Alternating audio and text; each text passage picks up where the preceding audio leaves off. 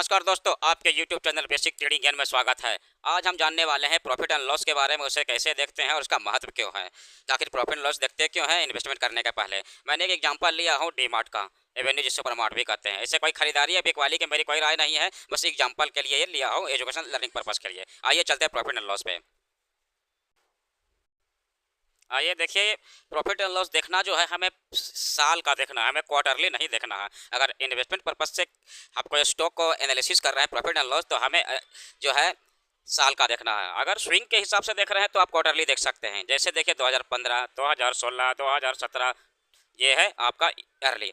हमें सबसे पहले देखना है सेल्स, क्या कोई कंपनी कंसिस्टेंटली प्रॉफिट कर रही है कि नहीं। आप देखिए 2015 से लेकर 25 तक के 10 सालों में देखिए सेल्स का ग्रोथ कितना अच्छा है। 6,439 करोड़, 8,584 करोड़, 11,898 करोड़, 15,033 करोड़, 20,000 करोड़, 24,000 करोड़, 20,870 करोड़, 24,143 करोड़, 30,000 करोड़, 42,000 करोड़, 50,000 करोड़, 59,000 करोड़। ये इस टाइप का हम देख रहे हैं कि कंसिस्टेंट प्रॉफिट चल रहा है। आप देख रहे हैं कि कहीं माइनस दिख रहा है आपका सेल्स का, बिल्कुल नहीं। ये एक साइन है कि कंपनी अच्छी कर रही है। अगर अच्छा सेल्स ग्रोथ है तो अच्छी करेगी। और यहाँ पर देखिए एक एक्सपेंस है, ठीक है। एक्सपेंस मतलब क्या होता है, अगर सेल्स करती है तो इसके पहले इम्प्लॉय इसमें काम करते हैं, एडवर्टाइज करते हैं। तो जो भी सेल्स करने में जो खर्चे होते हैं, प्रोडक्ट बनाने में जो खर्चे होते हैं, जो खर्च है वही हमें शो होता है। इसमें जो एक्सपेंस होता है, ये एक्सपेंस होता है। क्योंकि हमें अगर ये देखिए सेल्स 61,000 करोड़ हुआ तो क्या हमें 61,000 प्रॉफिट मेरे जेबी में आएंगे? नहीं आएंगे, क्योंकि 57,000 करोड़ इसमें खर्च हो गए, प्रोडक्ट बनाने में, सेल्स करने में, एम्प्लॉय कॉस्ट में ये खर्च हो गए। तो ये माइनस करके ही नेट प्रॉफिट आता है। तो ये हो गया आपका एक्सपेंस। ऑपरेटिंग प्रॉफिट मतलब क्या हुआ कि जो हमें खर्च किए, सॉरी, जो हमने सेल्स किया, 57,000 करोड़ हमने सेल्स किया, तो हमें ऑपरेटिंग प्रॉफिट, टोटल प्रॉफिट कितना उसमें आया है? मात्र 4,000 करोड़।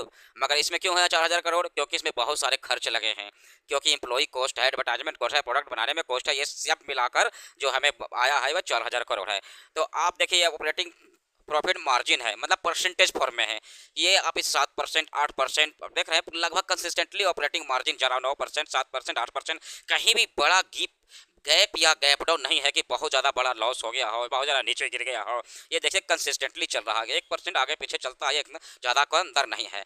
अदर इनकम, आप यहाँ देखिए अदर इनकम। अदर इनकम में क्या है आपका, जो जैसे कि कंपनी जो है ऐसे कोई प्रोडक्ट ने ऐसे कोई सामान थी जो बेकार पड़ी, उसे बेच दिया, तो ये इनकम में ही आ जाएगा, क्योंकि कंपनी का ही सामान था। कुछ एफडी किए हुए थे कंपनी ने, अपने पैसे को रिजर्व में रखा, एफडी कर दिया, या कहीं लगा दिया, कहीं म्यूचुअल फंड में ही लगा दिया, वो वापस आ गया, वो अदर इनकम में आ जाता है।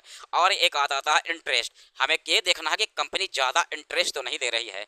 हमें इंटरेस्ट जितना कम रहेगा उतना अच्छा रहता है। नॉर्मली 72 करोड़, 91 करोड़, 122 करोड़, 60 करोड़। देखिए फिर अभी देखिए यहाँ से इंटरेस्ट उसको घटना शुरू हो गया, 47 करोड़, 69 करोड़, 42 करोड़। इंटरेस्ट जो है ज़्यादा नहीं है और कमता जा रहा। आप दूसरे कंपनी से रियलाइज कर सकते हैं। ये इंटरेस्ट चेक करने के लिए दूसरे कंपनी से रियलाइज कर सकते हैं, और आप बैलेंस शीट में जाकर देख सकते हैं कि उसमें बैलेंस कितना है, उसके हिसाब से इंटरेस्ट कितना दे रहा है, और रिजर्व कितना है, कंपनी के पास पैसा कितना रिजर्व करके रखी है, तो उसके हिसाब से उसके इंटरेस्ट कितना। इस तरह से आप एनालिसिस कर सकते हैं। मैंने आपका वो दिखा चुका हूँ, बैलेंस शीट का भी मैंने बना दिया वीडियो, आप जाके देख सकते हैं।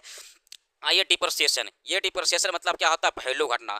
जब कंपनी स्टार्ट होती है तो उसमें सामान लगते हैं, जैसे इक्विपमेंट, कंप्यूटर, तो ये धीरे धीरे कंपनी का वैल्यू घटते रह जाता है। सॉरी, ये सामान का वैल्यू घटता चला जाता है। अगर कोई सामान, अगर एग्जाम्पल के तौर पर 100 रुपया में लिए, एग्जाम्पल, ये कोई इक्विपमेंट 100 रुपया लिए और उसका इस्तेमाल कर रहे हैं प्रोडक्ट बनाने में, धीरे धीरे उसका वैल्यू घटता है, क्योंकि वो नया रहा नहीं, बिल्कुल पुराना होते जा रहा। तो वो जो घटता जा रहा है उसका वैल्यू सामान का, तो ये प्रॉफिट जो कमाते हैं उसी में माइनस किया जाता है।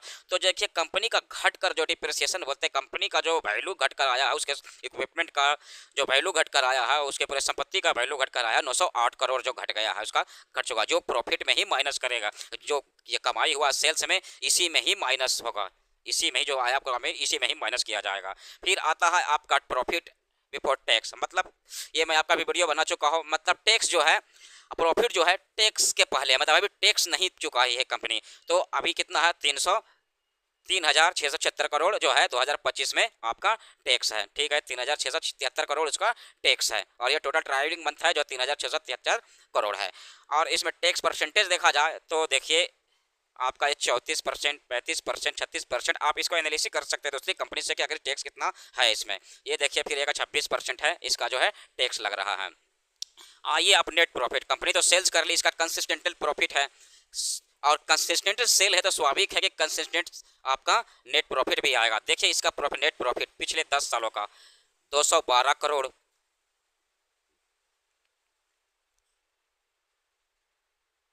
212 करोड़, 320 करोड़, 479 करोड़, 806 करोड़। और देखिए तो कंसिस्टेंट बढ़ते जा रहा है। ये सिग्नल है कि कंपनी जो है अच्छा सेल्स कर रही है और ऑपरेटिंग मार्जिन भी बहुत अच्छा है। और आपका देखिए तो इंटरेस्ट भी कम है, क्योंकि इंटरेस्ट देखने के लिए आप बैलेंस शीट में जाइए, उसके पास रिजर्व कितना और उससे कंपनी से भी कंपेयर करिए। और नेट प्रॉफिट देखिए कि कंसिस्टेंटली बढ़ते जा रहा है। ये सिग्नल मिलता है ये कंपनी अच्छा परफॉर्म कर रही है, लॉन्ग टर्म में इसके पास कर्ज भी ज़्यादा नहीं है और अच्छे सेल्स कर रही है। आइए कंपेयर करते हैं दूसरे कंपनी से। ऐसे मेरी खरीदारी या बिकवारी कोई मेरी राय नहीं है। आइए अब टाटा स्टील का लेकर चलता हूं मैं कि टाटा स्टील में किस तरह से काम कर रही है। आइए देखिए अब टाटा स्टील पर आ गए हैं। इसका हम देखते हैं प्रॉफिट एंड लॉस। आखिर प्रॉफिट एंड लॉस महत्व क्यों है, आखिर क्यों जरूरी है। आप देखिए प्रॉफिट एंड लॉस देखता हूँ इसका।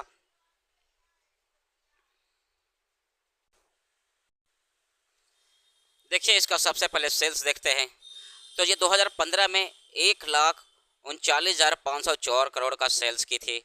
फिर क्या हो गया, 1 लाख आ गया, इसका घट गया सेल्स। फिर क्या होगा, एक साथ सेल्स बढ़ा 1,12,000, फिर 1,23,000, 1,57,000, फिर बढ़ना शुरू हुआ। फिर देखिए 1,39 घटना शुरू हुआ, फिर बढ़ा सेल्स। फिर देखिए बम्पर सेल हुआ, इसमें 2,43,000 करोड़ हो गया, फिर 2,43,000 करोड़ हो गया। फिर आपका और देखा जाए तो ये देखिए 200, फिर देखिए कि यहाँ से 243 करोड़ था, यहाँ से देखिए इसका सेल्स डाउन हो गया 2024 में 229 हो गया, फिर 218 हो गया। तो देखिए कि यहाँ सेल्स जो देख रहे हैं हम कंपनी का, डीमार्ट की तरह कंसिस्टेंट नहीं है टाटा स्टील का। ये धीरे धीरे कभी अप होती है, कभी डाउन होती है, कभी अप होती है, कभी डाउन होती है। और ये आपका एक्सपेंस हुआ, जैसे मैं पिछला, जैसे कि मैंने डीमार्ट का एग्जांपल दिया था, तो ये एक्सपेंस कितना खर्च कर रही है कंपनी सेल्स करने में, प्रोडक्ट बनाने में, वो उसके हिसाब से देखा जाता है। आप कंपेयर कर सकते हो। ऑपरेटिंग प्रॉफिट मार्जिन देखिए इसका 1% है माइनस में, फिर 12%, फिर 17%, 19%, फिर देखिए यहाँ डिप हो गया 12%, फिर यहाँ अप हो गया 12%, फिर अप हो गया 12%, सॉरी 26%, फिर देखिए 26% से जो मैनेज कर रहे हो ऑपरेटिंग पर प्रॉफिट मार्जिन, मतलब क्या हुआ कि जो कंपनी को हम बनाया प्रोडक्ट को सेल कर रहे हैं उसको कितने अच्छे से हम प्रॉफिट में रियलाइज कर रहे हैं, कितना हम प्रॉफिट कमा पा रहे हैं आफ्टर हम सेल्स करने के बाद। फिर देखिए 26% से 13% आ गया, फिर 10% आ गया, फिर 12% आ गया। तो देख रहे हैं इसका up and down, up and down. Profit operating margin percentage भी है, अप एंड डाउन हो रहा है, सेल्स भी घट बढ़ रहे हैं। आइए और देखते हैं इसका इंटरेस्ट। देखिए इसका इंटरेस्ट देख रहे हैं तो आपका 2017 में 5,000 करोड़ का है, फिर 54,000 करोड़ का है, 76,000 करोड़ का है, 75,000 करोड़ का, 76,000 करोड़ का, फिर यहाँ से डाउन हुई है। अगर डाउन हो रहा है इंटरेस्ट तो अच्छा सिग्नल है। फिर देखिए 6,000 करोड़ का है, या 75,000 करोड़ का है, फिर आगे आपका 73,000 करोड़ का है। तो ये देखिए कि सिग्नल जो है अगर मिल रहा है कि हमें अगर इंटरेस्ट घट रहे हैं तो हमें अच्छा सिग्नल है। डिप्रिसिएशन भी देखिए जिस तरह से हमने उसमें एनालिसिस किया था, इसका डिप्रिसिएशन भी देखिए, इसका भी संपत्ति का वैल्यू घट रहा, 53,000 करोड़, फिर 56,000 करोड़, 57,000 करोड़, इसका जो वैल्यू इतना इतना घटते जा रहा, फिर 73,000 करोड़ घट गया, 84,000 करोड़, 9,000 करोड़। आपका देखिए इस तरह से ये डिप्रिसिएशन इसके सिग्नल देता है कि ये इतना संपत्ति का वैल्यू माइनस होते जा रहा है, जो इसमें जैसा कि मैंने आपको डीमार्ट में दिखाया था। टैक्स परसेंटेज ये हुआ, टैक्स परसेंटेज कितना परसेंट टैक्स है, तो ये दूसरे कंपनी से कंपेयर कर सकते हैं कि ये टैक्स परसेंटेज कितना सही है या कितना सही नहीं है। ठीक है, आप नेट प्रॉफिट देखिए। अब इसके देखिए एक इंपॉर्टेंट फैक्टर, जैसे मैंने डीमार्ट में दिखाया था, अब इसका देख लीजिए नेट प्रॉफिट, तो ये माइनस में हो गया। फिर अगले साल फिर 4,100 माइनस में हो गया, फिर एकाएक बम्प मार गया 17,000, फिर 9,000 प्रॉफिट, फिर 1,000 करोड़ प्रॉफिट, फिर 8,000 बम मार गया प्रॉफिट, फिर 41,000 प्रॉफिट, फिर 41,000 प्रॉफिट से आप देखिए तो डायरेक्ट आ गया 8,000 प्रॉफिट। नेट प्रॉफिट मतलब नेट प्रॉफिट मतलब शुद्ध मुनाफा। तो आपको देखिए कि ये कितना अप डाउन हो रहा है। फिर यहाँ पर देखा जाए तो ये बिल्कुल माइनस में चला गया। तो आप बताइए ऐसी कैसे कंपनी पे आप रियलाइज करेंगे? ऐसे कंपनियों में प्रॉफिट ज़्यादा होगी जो कंसिस्टेंटली सेल्स करते हैं, कंसिस्टेंटली नेट प्रॉफिट जो है, नेट प्रॉफिट में शुद्ध मुनाफा कंसिस्टेंटली जाते हैं, उसमें करेंगे या इसमें करेंगे? आप देखिए कि यहाँ पर सेल्स ग्रोथ दिखा रहा है, ये देखिए माइनस में, 3 मंथ में -4%। आपको 9 साल में देखा जाए तो वह 9% है, ये 5% 10 साल में है। ये आप देखिए तो 3 साल में कंपाउंडिंग प्रॉफिट ग्रोथ जो है, जो कंपनी का जो प्रॉफिट होता है -55% में 3 सालों में। तो आप देखिए कि कंपनी कौन अच्छी है।